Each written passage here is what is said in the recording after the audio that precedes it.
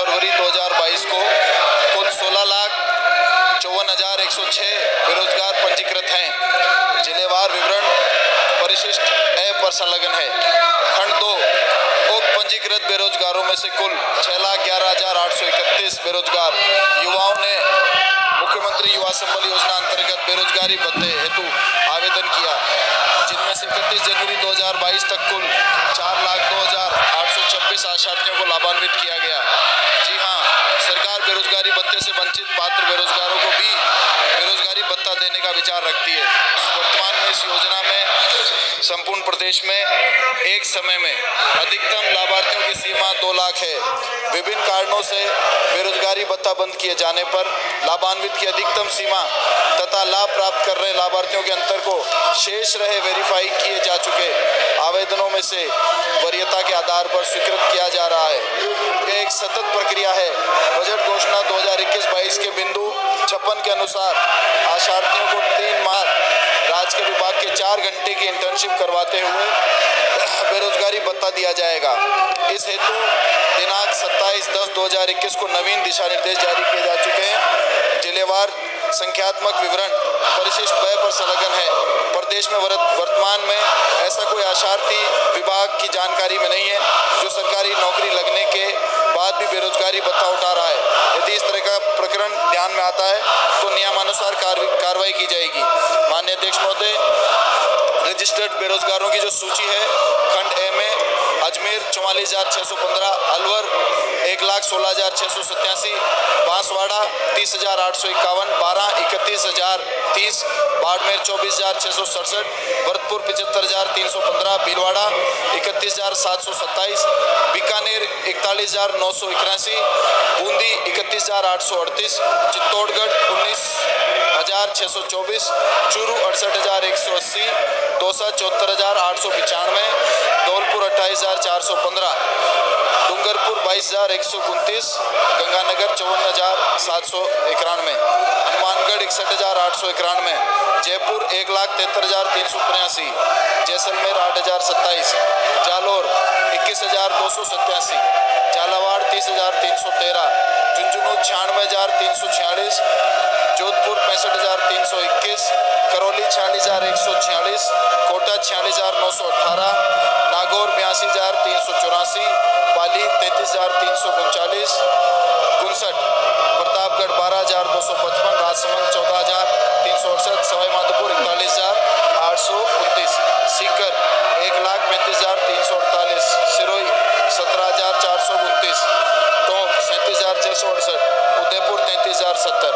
माननीय अध्यक्ष महोदय, इसमें से ग्रेजुएट और पीजी स्नातक एवं अधिस्नातक आशार्थियों का जिलेवार विवरण: अजमेर 32,930, अलवर 90,867, बांसवाड़ा 26,504, बारां 27,190, बाड़मेर 19,485, भरतपुर 56,754, भीलवाड़ा 23,908, बीकानेर 31,556, बूंदी 27,094, चित्तौड़गढ़ 15,142, चूरू 60,955, दौसा 63,619, धौलपुर 19,468, डूंगरपुर 19,421, गंगानगर 41,900, हनुमानगढ़ 54,295, जयपुर 1,50,186, जैसलमेर 5,960, जालोर 18,079, झालावाड़ 22,466, झुंझुनू 80,387, जोधपुर 49,907,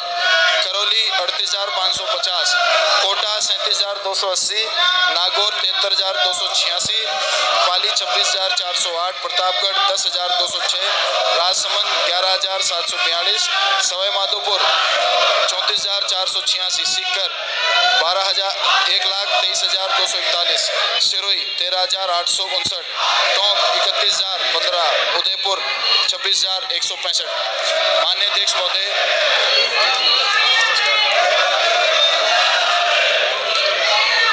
डिटेल इस प्रकार है। कुल 16,54,000 बेरोजगारों में से स्नातक अधिस्नातक 13,64,290 आवेदन प्राप्त हुए ऑनलाइन 6,51,949। इनमें 4,02,886 कुल लाभान्वित हैं। 1,97,717 वर्तमान में लाभान्वित चल रहे हैं। 1,90,661 के फॉर्म क्लियर होकर आवेदन लंबित हैं। 7,768 के ऊपर जांच हेतु लंबित हैं। बेरोजगारी भत्ता प्राप्त करके जो लोग जिनका नाम वो उनकी क्या 2,05,109 है। मान्य 50,714 फॉर्म निरस्त किए गए हैं। निरस्त करने की प्रक्रिया जो है उसके कुछ नियम है। मुख्यमंत्री युवा संबल योजना 1 वर्ष के अधिकतम 2 लाख पंजीकृत स्नातक तथा योजना अंतर्गत पात्र आशार्थियों को बेरोजगारी भत्ता देकर लाभान्वित किया जाएगा। निम्न कारणों से बेरोजगारी भत्ता आवेदन निरस्त किया जाता है। निर्धारित अधिकतम आयु सीमा पूर्ण होने के कारण भत्ता स्वीकृत की अधिकतम समय सीमा 2 वर्ष पूर्ण होने पर लाभार्थी को रोजगार प्राप्त होने के कारण लाभार्थी द्वारा अन्य विभागों की योजनाओं का लाभ लेने के कारण इंटर्नशिप हेतु स्वीकृति प्रदान नहीं किए जाने के कारण कौशल प्रशिक्षण हेतु स्वीकृति प्रदान नहीं किए जाने के कारण नियमन शिक्षा प्राप्त करना परिवार की आय 2 लाख से अधिक होना। माननीय अध्यक्ष महोदय, ये 2021 के अंदर नई योजना बनी जिसके नियम इस प्रकार है। योजना मुख्यमंत्री युवा संबल योजना पारिवारिक आय कुल वार्षिक आय में जन आधार कार्ड के अनुसार माता पिता पति पत्नी सास ससुर तथा अवयस्क बच्चों की आय सम्मिलित है। बेरोजगार योजना के निर्धारित पात्रता में आने वाले राज्य के मूल निवासी स्नातक एवं समकक्ष योग्यताधारी बेरोजगारी को जो आवेदन की तिथि के स्थानीय रोजगार कार्यालय में पंजीकृत हो परंतु आवेदन तिथि उस रोजगार प्राप्त नहीं हुआ हो अथवा स्वयं का रोजगार नहीं कर रहा हो।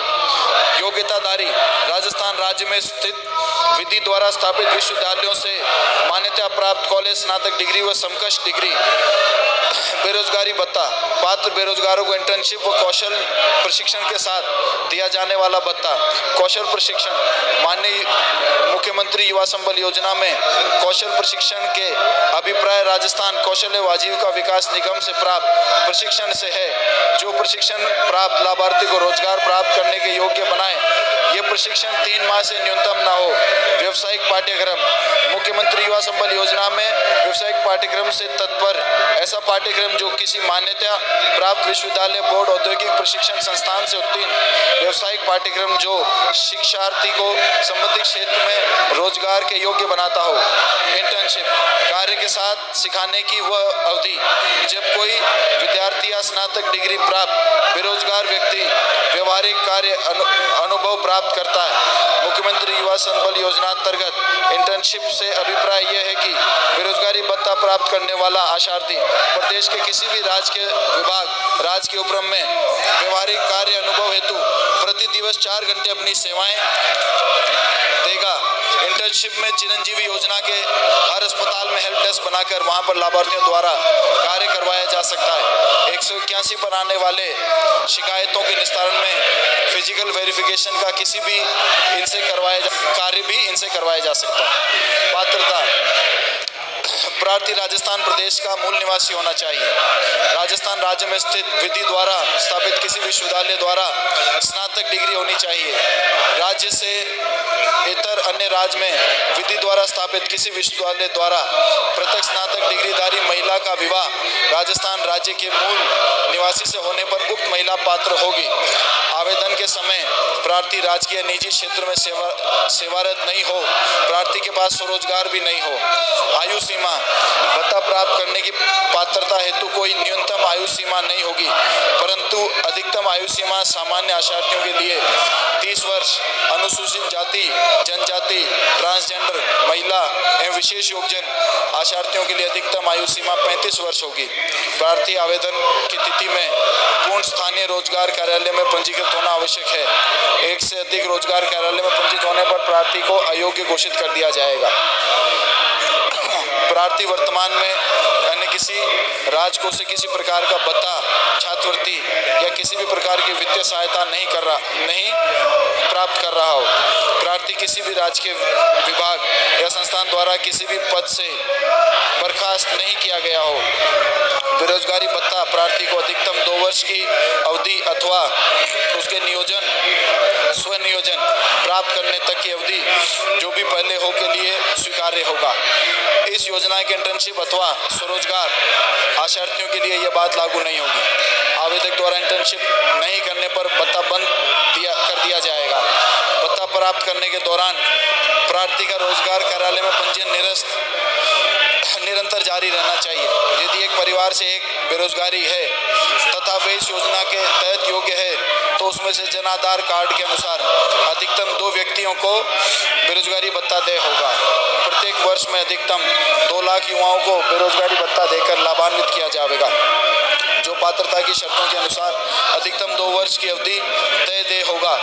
प्रतिवर्ष 1 जुलाई को पात्रता होने वाले युवाओं का चयन स्वतः पोर्टल के माध्यम से किया जाएगा तथा 2 लाख से अधिक पात्र आवेदक होने की स्थिति में अधिक आयु वाले आवेदकों को वरीयता दी जाएगी। यदि 1 जुलाई को 2 लाख से अधिक आवेदक प्राप्त होते हैं तो इनमें से अधिक आयु के 2 लाख युवाओं को भत्ता प्राप्त कर रहे युवाओं सहित चयन कर बेरोजगारी भत्ता दिया जाएगा। 2 लाख में से शेष युवाओं का चयन आगामी 1 जनवरी को किया जाएगा। यदि 1 जुलाई 2 लाख से कम आवेदक प्राप्त रखता है तो उन सभी को चयनित कर बेरोजगारी भत्ता दिया जाएगा।